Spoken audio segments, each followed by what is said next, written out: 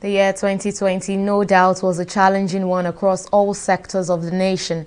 In our review of the major events that shaped the outgone year, we look at the National Assembly in 2020, the successes, the challenges, the knocks, and the hopes. TV360's Atinuke Nuke is our guide on the review of the 9th Assembly in the year 2020 in the special report.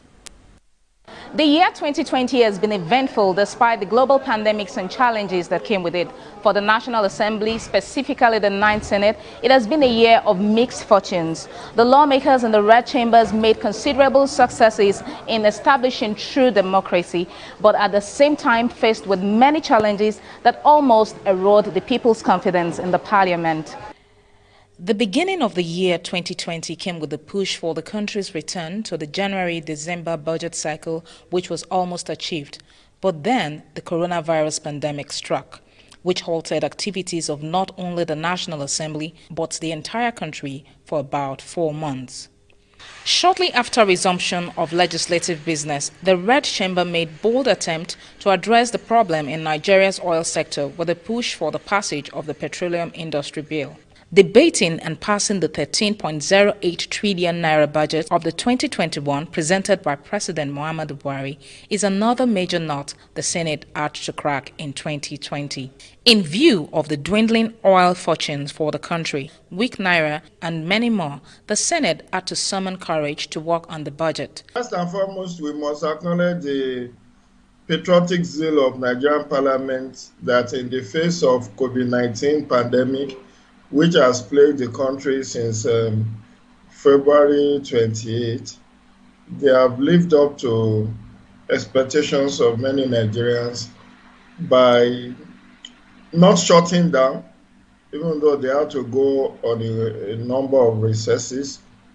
But what comes to mind as one of the major takeaways in terms of legislative performance this year was the review of 2020 budget. The lawmakers in 2020 also had a backlash from Nigerians as they were condemned many times for not working for the interest of the people. The 9th Senate made attempts to pass some controversial bills that pitched them against the people. The Social Media Control Bill, the Hate Speech Bill, Animal Grazing Bill, the Coastal Area Water Bill and others were pieces of legislation that did not scale through the Senate as a result of massive condemnation and attacks by the people.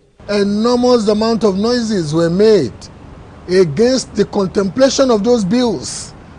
So, contemplation at all excited majority of Nigerians. Nigerians were literally,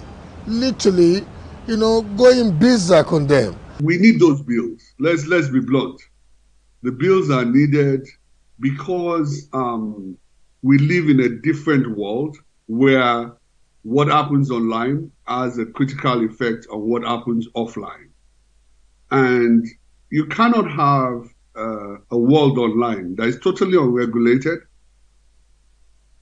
and there is no concern or principles that guides our interaction. That would be very dangerous. When you people nebulously, when you vaguely and so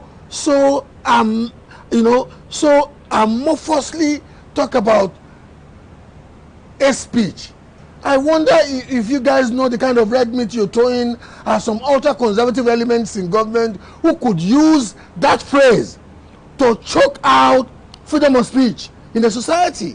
The NSAS protest with the destruction of properties and loss of lives was another issue that divided the Senate sharply. The intention behind the NSAS is not just about ending SARS, but ending social injustice, which is understandable that we are challenging that, and especially young people have taken a position that this is no longer acceptable.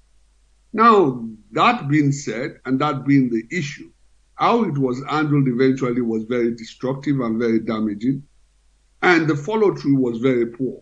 Perhaps most challenging one for the Senate in 2020 is the security of the nation. The lawmakers watched helplessly as bandits, kidnappers, armed robbers, terrorists overrun many parts of the northern part of the country. It is time for Mr. President to allow our service chiefs to go. The security chiefs are doing presently is not working. You pay people and they don't have the arms, they don't have the ammunition. This Senate and the National Assembly as general has increased budget over budget, year over years to the security apparatus of this country so that we can secure it. Yet, the more we give money, the more attacks we have. The Senate accordingly resolves to 1. Urge the President of the Federal Republic of Nigeria to immediately initiate a transitionary process of phasing out the current overstayed security chiefs and replacing them with new ones with new ideas and solutions.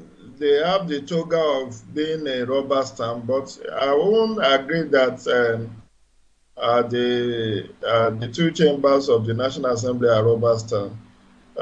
They have had occasions to disagree with the executive. I recall the stoppage of the 774,000 unskilled jobs. If they can disagree openly and went ahead to publish reports on Niger Delta Development Commission, then you should know that they are not just rubber stamp. While some Nigerians say the Senate would have commenced impeachment process against the president, others feel otherwise. The responsibility for recruiting the security chiefs and managing them is that of the executive branch of government. It is not there for the National Assembly. They have no right really to be insistent that the president has to choose the people to do its policies. We are in an economic recession. We need the partnership of the three arms of government to get things done, and getting it done in a record time. So it is actually in the best interest of Nigerians to have a parliament that is ready to work collaboratively with the executive arm. The Senate rounded up the 2020 session by passing the 2021 appropriation into law at a special plenary session, raising the proposed estimate of 13.082 trillion naira to 13.588 trillion naira. This is an increase of 505 billion naira from the proposed figures presented by the executive. Atenuke Nuke, TV 360 News.